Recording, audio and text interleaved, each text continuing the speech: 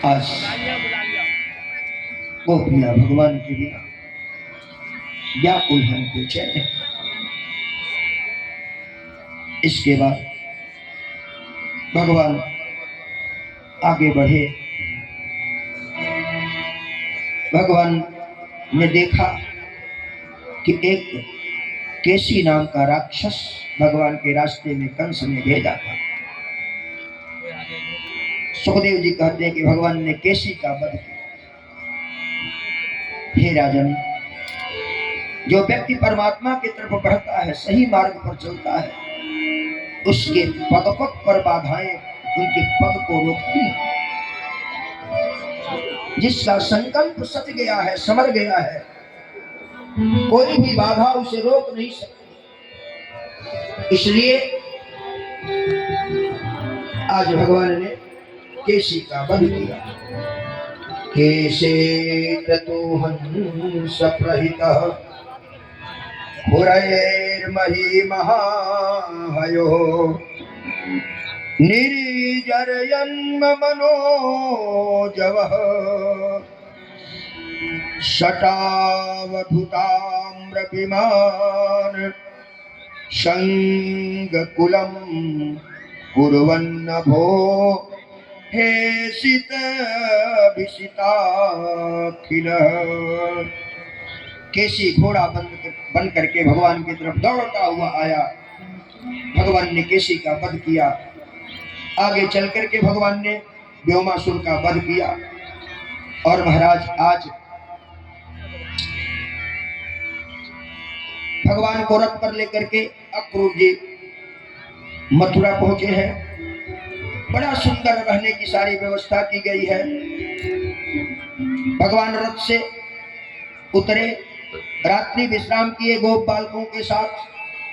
प्रातः काल भगवान मथुरा के उन जगह पर जाना चाहते हैं जहां कंस का प्रयोजित धनुष यज्ञ है। भगवान आगे बढ़े। जमुना के तट पर एक धोबी कपड़ा धो रहा था। भगवान ने देखा हमारे गोप बालक बिल्कुल ऊपर से उनका तन निर्वस्त्र है, वस्त्र कोई नहीं है। उस केसी नाम धोबी से कहा कि जरा वस्त्र दे दो। इस वस्त्र को पहन करके हमारे जितने भी ग्वाल बाल हैं राजा के उत्सव को देख करके लौट के आएंगे, वस्त्र तुम्हें वापस कर दिया जाएगा। उसने बड़ी कटु वाक्य बोली। अरे ए गोप बालक, अहिरों के छोरे, राजाओं के वस्त्र पहनना क्या जाने। प्रभु को क्रोध आ गया और प्रभु ने उस समय उस रजक का वध कर दिया, मुष्टिका प्रहार करके मार दिया। जब वह रजक वह धोबी मारा गया तो प्रभु ने गोपाल को कहा लूट लो कपड़े जो लूटना है।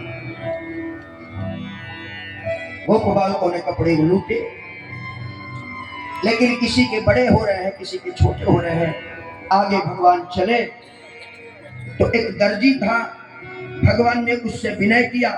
उस दर्जी ने भगवान के अनुनय विनय को सुन करके जिसके लायक जो कपड़ा था, जो छोटा था, उसे बड़ा बनाया, बड़े को छोटा बनाया। सभी पहन करके बड़े सुंदर तरीके से सज धज करके आगे गए। उस दर्जी पर भगवान ने कृपा किया। आगे भगवान आगे बढ़े तो एक सुदामा नाम का माली था जो रोज पुष्प का माला बना करके ले जा करके कंस को पहनाता था। भगवान रास्ते में मिले। भगवान ने याचना की उस माली से। उस माली ने अपने हाथ के बनाए हुए माला को प्रभु को समर्पित कर दिया, पहना दिया। भगवान ने उस माली पर भी बड़ी कृपा की। उसके बाद महेश्वरेणासौ हे ममाली महामनः माला करो द्वापरान्ते सुदामा शंभो मगः। भगवान थोड़ा सा आगे बढ़े तो एक कुब्जा नाम की औरत जो पीठ पर कुब्ज निकला हुआ था, बड़े सुंदर तरीके से चंदन घिसती थी और उस चंदन को ले जा करके राजा कंस को देती थी और उसके घिसे हुए चंदन को कंस लगाता था। भगवान मिल गए रास्ते में। कुब्जा से पूछा कहां जा रही हो? ऐ सुंदरी। कुब्जा के कान में एक बार सुंदरी शब्द का आवाज प्रवेश किया था, बाकी सभी लोग उसके रूप को देख करके हंसते थे। सुंदरी का संबोधन जैसे ही प्रभु ने कुब्जा के लिए किया, कुब्जा रुक गई। भगवान ने कुब्जा से पूछा, कहां जा रही हो? कुब्जा ने कहा कि मां प्रभु, मेरे राजा मेरे द्वारा घिसे हुए चंदन को लगाते हैं, मैं रोज चंदन घिसती हूँ, उनको ले जाकर के समर्पित करती हूँ और उस समर्पित चंदन से अपने ललाट को राजा सजाते हैं। भगवान ने कुब्जा से कहा, सुंदरी क्या आज चंदन मुझे दे दोगी? कुब्जा ने तुरंत चंदन प्रभु को दिया। प्रभु ने उस कुब्जा के चंदन से अपने ललाट को सजाया, सभी गोप बालकों को लगाया। एक कथा कहती है कि सबसे पहले संसार के कोई वस्तु हो, अपने माधव को समर्पित करो। तुदीयम वस्तु हे प्रभु तुभ्यमेव समर्पेत गृहाण समको भुक्त्वा प्रसीद परमेश्वर। आज कुब्जा भी धन्य हो गई। उसके बाद से सुखदेव जी कह रहे हैं कि उस समय रंग भूमि आए दूरया शक्र धनुष मोहि तोरि गिराया। उस धनुष यज्ञशाला में भगवान प्रवेश किए। कंस का जो धनुष था भगवान ने उसे तोड़ा, और जैसे ही धनुष तोड़ा, धनुष के टूटने के टंकार से सभी लोग कांपने लगे। लेकिन कंस के प्रायोजित जो उसके राक्षस थे वो और क्रूर हो गए और कठोर हो गए, क्रोध में लाल हो गए, तिलमिला गए। भगवान धनुष को तोड़ करके आगे बढ़े। धनुष अहंकार का प्रतीक है। भगवान जब किसी को अपने शरण में लेता है तो सबसे पहले उसके अहंकार को शमन करता है, अहंकार को तोड़ता है। उसके बाद भगवान आगे बढ़े। एक अखाड़े में मल्ल युद्ध हो रहा था। मल्ल युद्ध करने वाले जो योद्धा थे, मल्ल युद्ध के नियमानुसार युद्ध नहीं कर रहे थे। भगवान ने कहा, रे भाई, जब मल्ल युद्ध करने का तरीका मालूम नहीं है, नियम मालूम नहीं है, तो क्यों मल्ल युद्ध करते हो? योद्धाओं ने ललकारा, अगर तुझे मल्ल युद्ध का तरीका मालूम है तो आके अंदर सिखाओ। भगवान अखाड़े में कूद गए, भयंकर युद्ध हुआ और भगवान ने मुष्टिका प्रहार करके कंस के दोनों पहलवानों को मार डाला। मल्ल युद्ध में उनका भी प्राणांत दुर्गा की बिहारी लाल की जय। भगवान आगे बढ़े। कंस ने तीसरी भयंकर योजना बनाई थी। एक हाथी था और हाथी के ऊपर बैठा हुआ पहलवान। जब कृष्ण को आते हुए देखा, पहलवान ने हाथी पर एक चाबुक लगाई। हाथी चित्कार करता हुआ प्रभु की तरफ बढ़ा। जितने भी नर नारी देख रहे थे कंस को, धिक्कार रहे थे, बताओ छोटे बालकों को मारने के लिए इसने कितना षड्यंत्र रचा हुआ है। धिक्कार है ऐसे राजा का, धिक्कार ऐसे राजा का। और हाथी मदमस्त होकर के प्रभु की तरफ बढ़ा। प्रभु ने हाथी को पकड़ा और प्रभु ने आओ देखा न ताओ देखा। हाथी के सूंड को उठा करके प्रभु ने ऐसे घुमा करके धड़ाम से पटक दिया। हाथी का भी प्राणांत।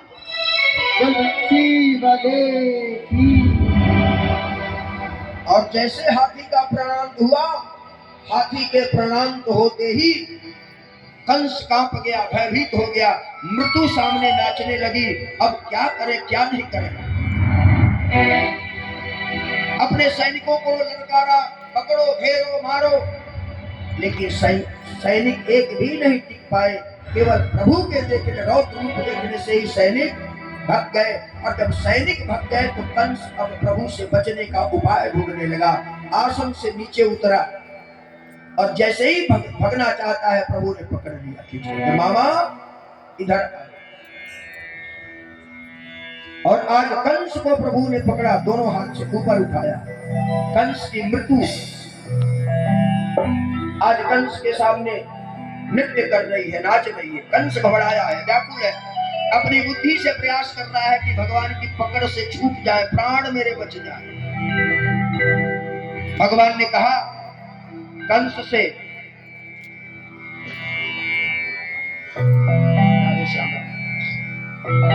भगवान कृष्ण बोल रहे कंस से, मैं सीधी सीधी बात करूं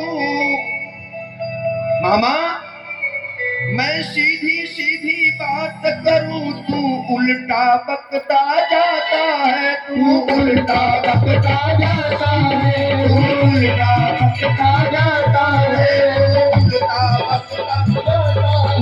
मामा मैं मीठी बात करूं, मामा मैं मीठी बात करूं, जहर उगलता जाता है, मामा मैं मीठी बात करूं, तू जहर उगलता जाता है, मामा मैं मीठी बात करूं, तू जहर उगलता जाता है। ऐ मामा, जो जितना मीठा होता है, जो जितना मीठा होता है, वो अपना नाश कराता है, वो अपना नाश कराता है, वो अपना नाश कराता है।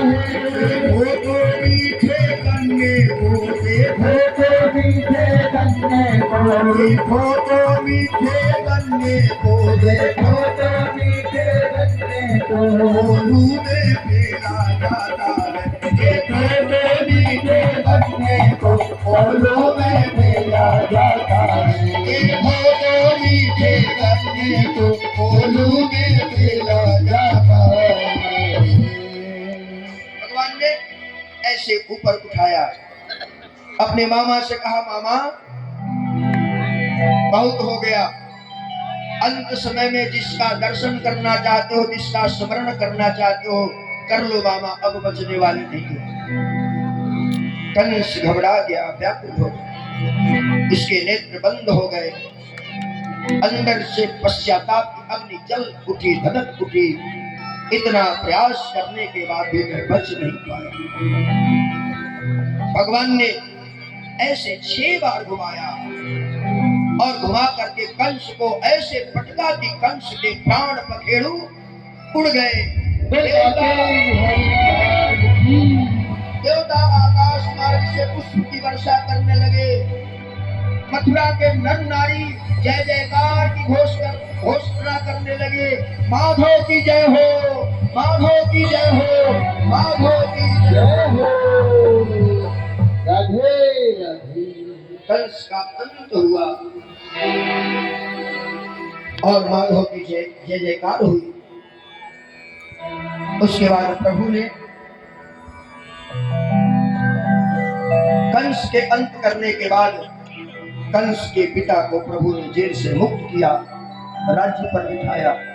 कंस की 2 पत्नियां थी, एक का नाम था अस्थि और एक का नाम था प्राप्ति।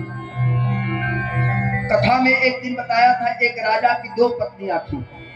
वो राजा कौन थे? कौन राजा थे जिनकी 2 पत्नियां थी? कथा में मैं बताया था, बोलिए जरा।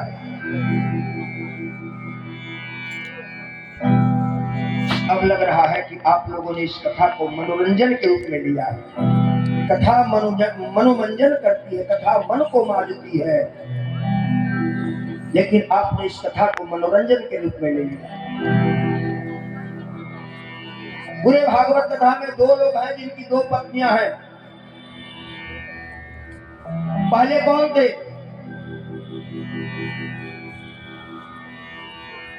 अब आपकी आवाज ही नहीं आ रही तो मैं क्या कहूं?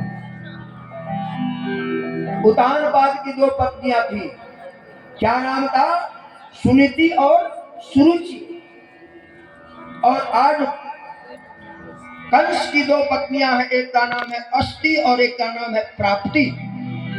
अस्थि और प्राप्ति को वैधव्य योग लग गया। ये कथा बताती है अस्थि माने है, जो है उसका सुख नहीं मिल रहा है और पाने के लिए भग रहा है आदमी, और मिल जाए और मिल जाए और मिल जाए। दिन रात इंसान दौड़ रहा है और इसीलिए जो है उसका भी सुख नहीं मिल रहा है। ये 2 पत्नियां हैं, अस्थि और प्राप्ति। दोनों अपने वैधव्य पे जोग लेकर के पिता के घर में गए। प्रभु ने अपने माता पिता को कारागार से मुक्त कराया और आज प्रभु अपने भाई के साथ पिता के घर गए। बलराम जी और घनश्याम जी दोनों माता पिता के साथ अपने घर